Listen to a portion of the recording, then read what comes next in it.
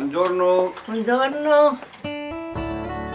Il sorriso che si scambiano tutti i giorni e gesti semplici come fare la spesa insieme, ecco il segreto che unisce da 60 anni Gino e Adriana Lovison. La coppia di Campodoro a novembre festeggia le nozze di diamante.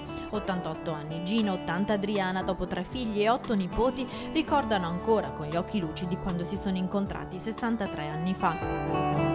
Era un bel ragazzo, gentile, buono, era cristiano, io mi piaceva tanto. Era una bella ragazza. Mi piaceva, era buona.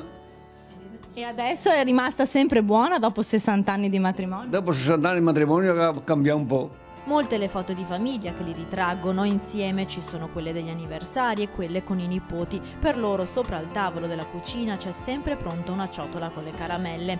Mentre ci raccontano la loro storia si stringono ancora le mani e così ci svelano il loro segreto d'amore. Gli porto il caffè a letto e ne bevo a mattina, ne bevo metà me e metà lui, perché mi ha insegnato lui a fare così. Quando veniva a trovarmi che eravamo ragazzi, mi comprava sempre le caramelle e mi dava mezzo a me e mezzo mangiava lui. Un'azione fatta con amore perché alla fine basta poco, dicono, così come è stato semplice il loro matrimonio, un piccolo anello di fidanzamento, la proposta e poi niente viaggio di nozze ma subito a casa assieme. Dopo 20 anni siamo andati a Roma.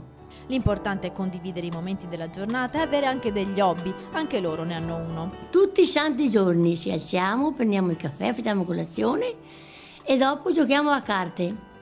E giochiamo proprio con la grinta di giocare.